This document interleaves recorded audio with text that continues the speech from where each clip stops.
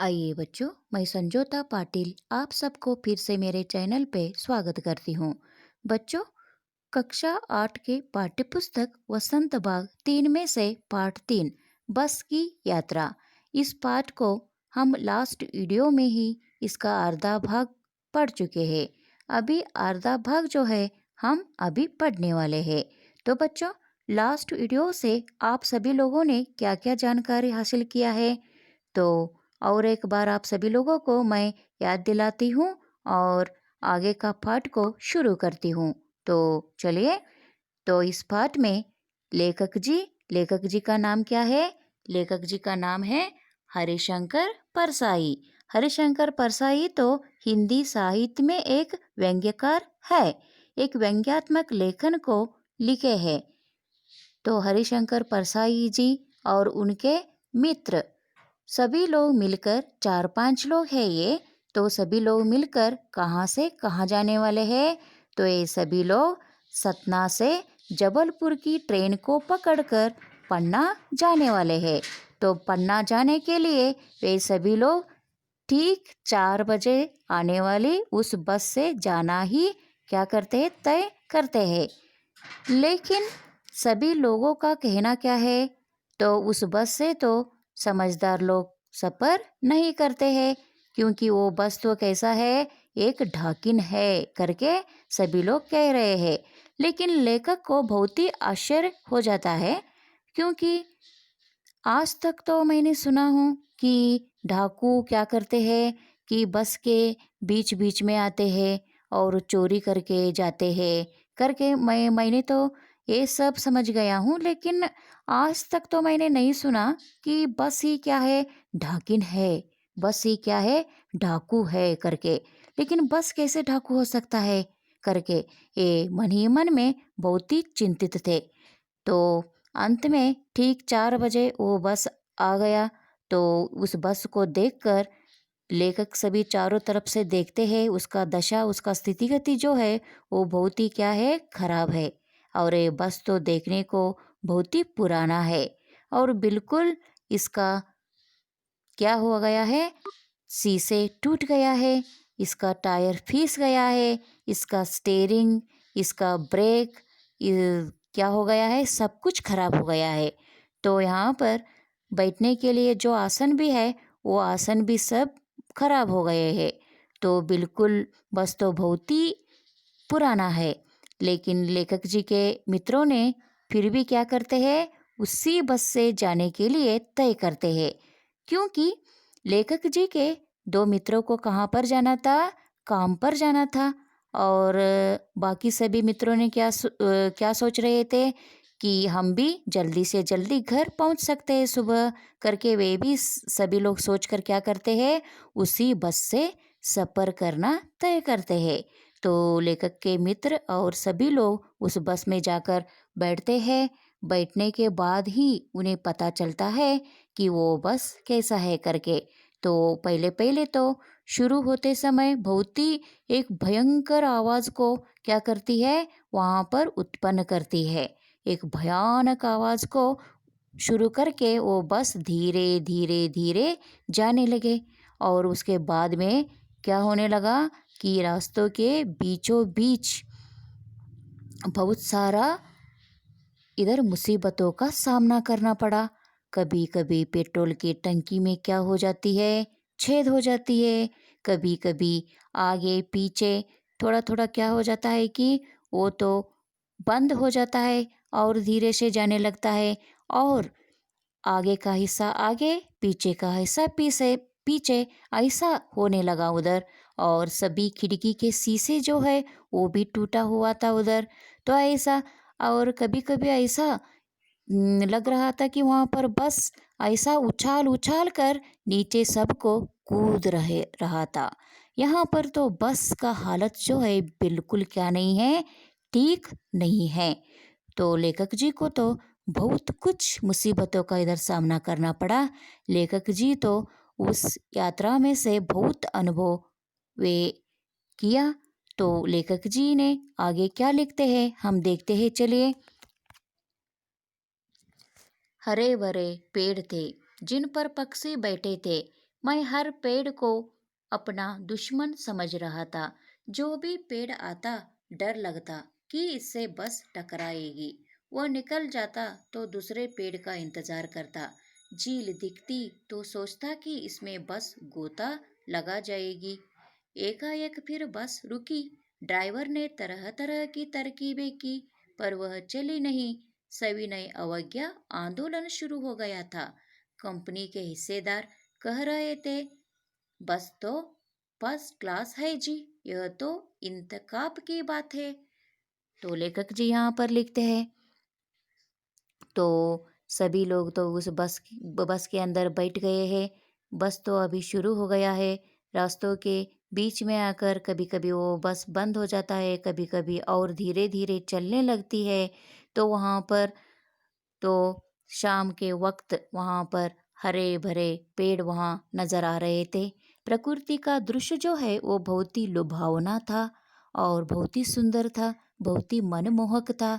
लेकिन फिर भी लेखक जी को उस दृश्य को देखने के लिए क्या नहीं था, एक मन नहीं था। क्योंकि लेखक जी के मन में क्या पैदा हो गया था, डर पैदा हो गया था।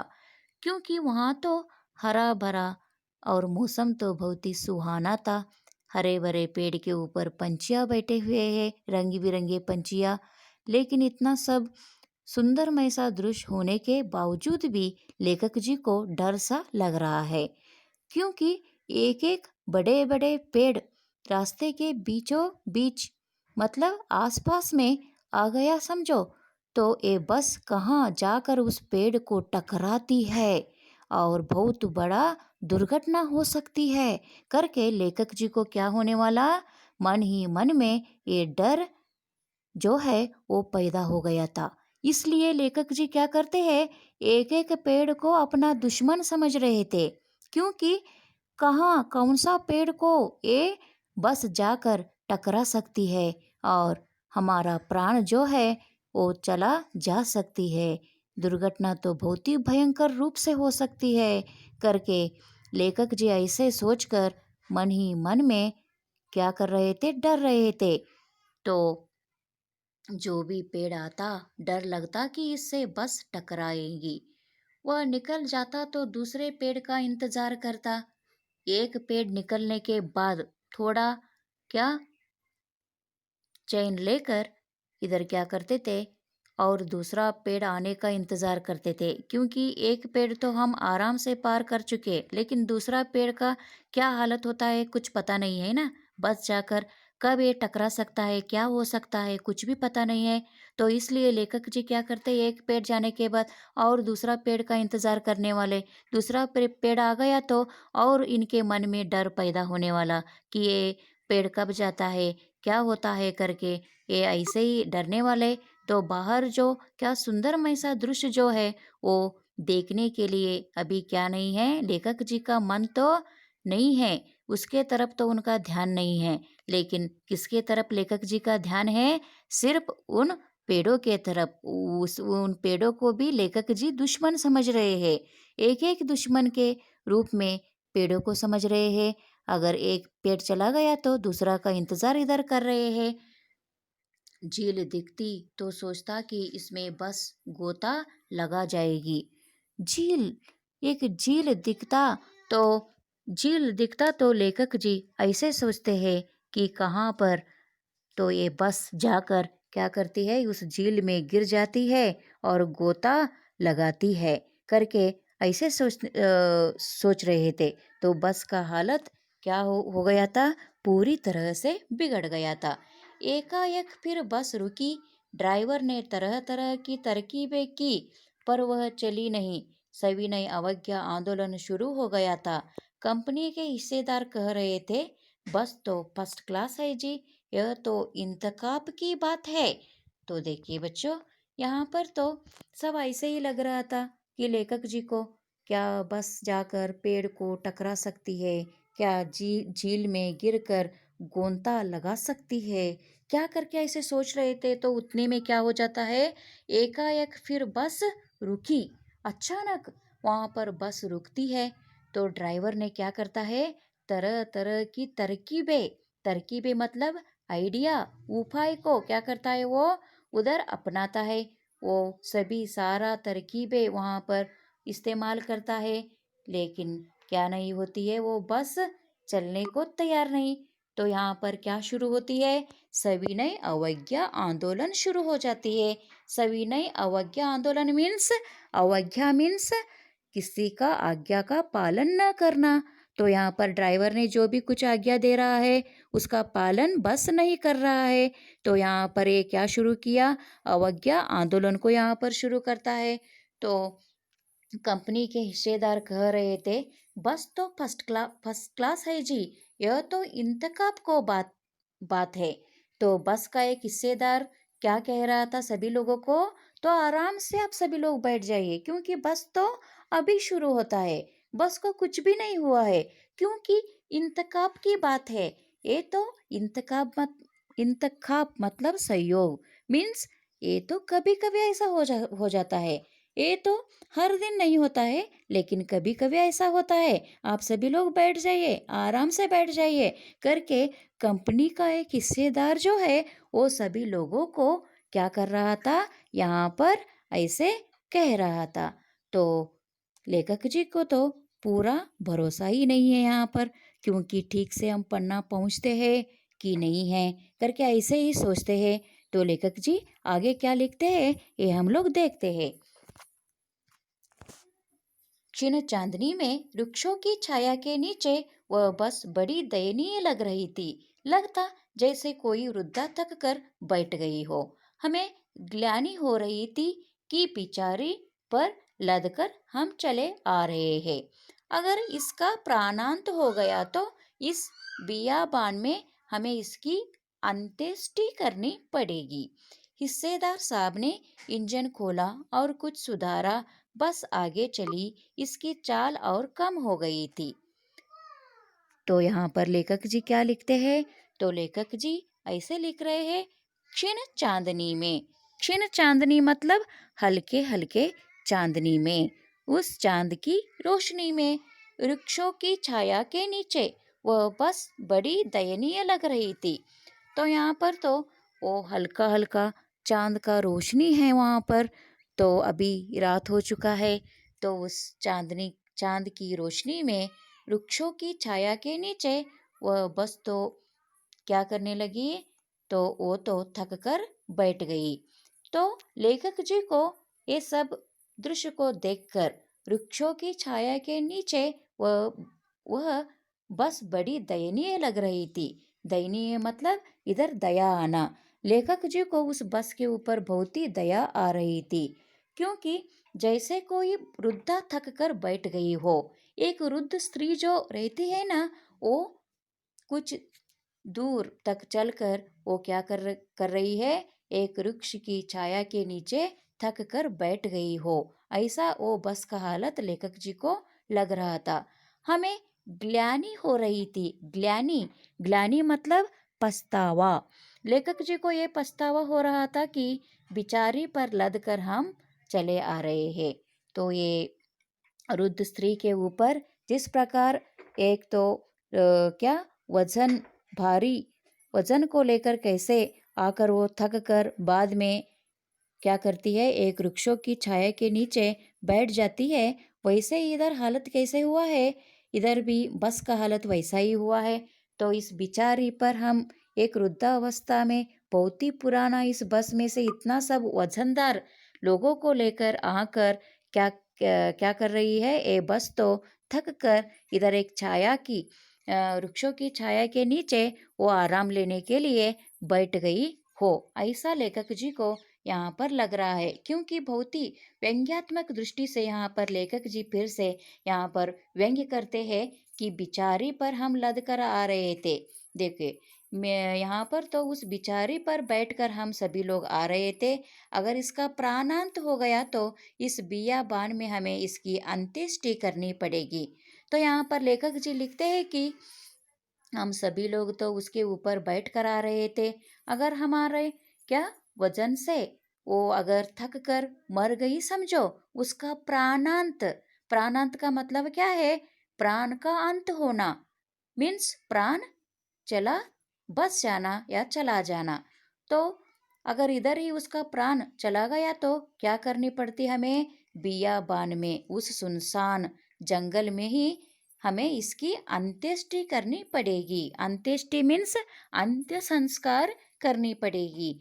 तो इसके सिवाय जगह भी कहाँ पर नहीं है, क्योंकि वहाँ तो आसपास हरा भरा जंगल था। तो उस बियाबान, उस जंगल में ही हमें क्या करनी करनी पड़ेगी? तो इसका अंत्य संस्कार करनी पड़ेगी करके लेखक जी यहाँ पर व्यंग्यात्मक रूप से लिखे हैं। हिस्सेदार साहब ने इंजन खोला और कुछ सुधारा, बस आगे चली, उसकी चाल और कम हो गई थी। तो यहाँ पर तो हिस्सेदार चुप नहीं बैठा, तो हिस्सेदार क्या करता है? फिर से उसका इंजन खोला और कुछ उसमें सुधारा, तो बस आगे चली।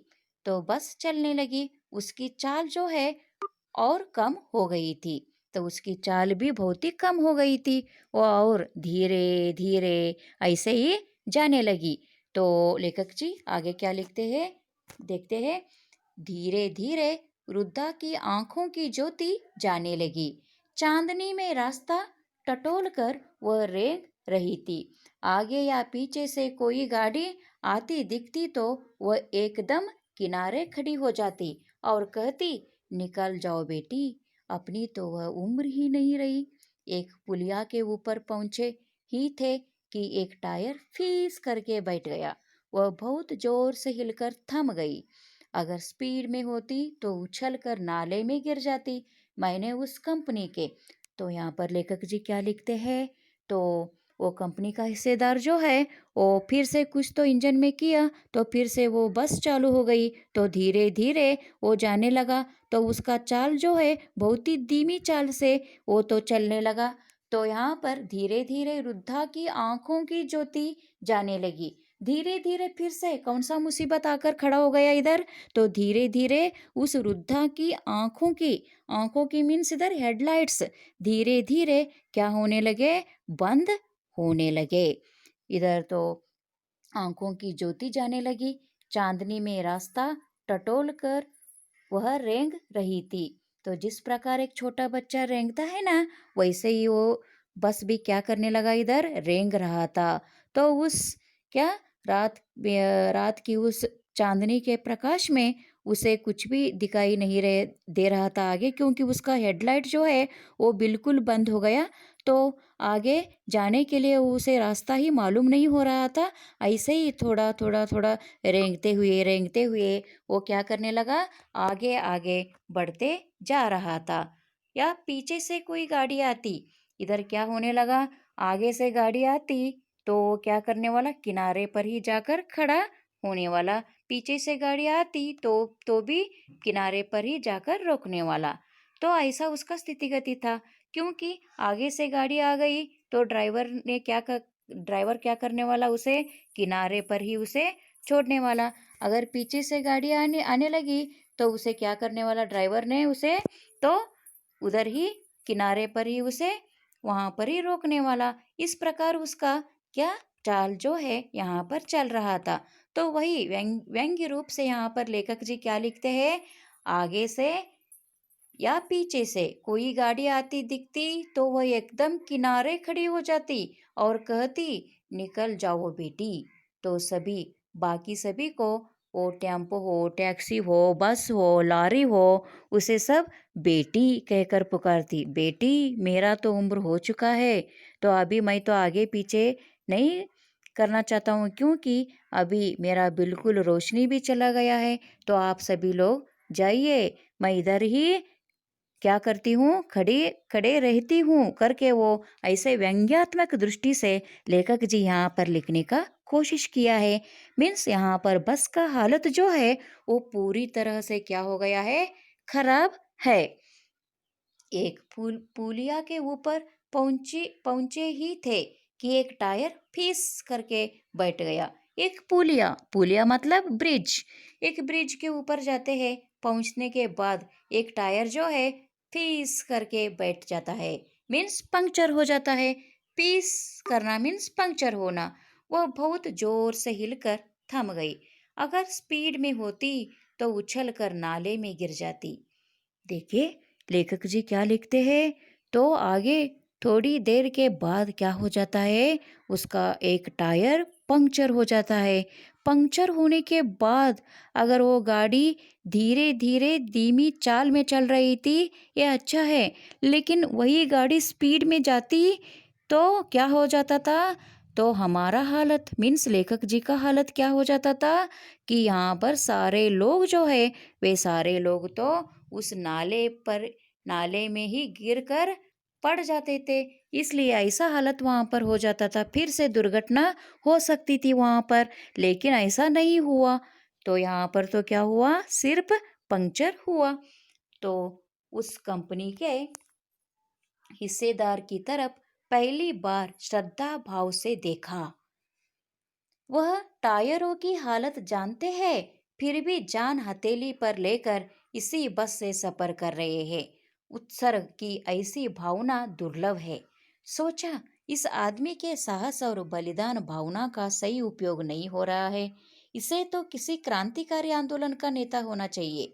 अगर बस नाले में गिर पड़ती और हम सब मर जाते, तो देवता बाहें पसारे इसका इंतजार करते, कहते वह महान आदमी आ रहा है जिसने एक टायर के लिए प्राण दे दिए, मर गया पर टायर नहीं बदला। तो यहाँ पर लेखक जी फिर से व्यंग्य करते हैं। व्यंग्य करके क्या लिखते हैं, तो पहली बार वो हिस्सेदार जो था ना, उस बस में ही एक कंपनी का हिस्सेदार बैठ गया था। उस हिस्सेदार की तरफ पहली बार श्रद्धा भाव से देखा। श्रद्धा भाव से मीन्स बहुत ही गुस्से से देखा।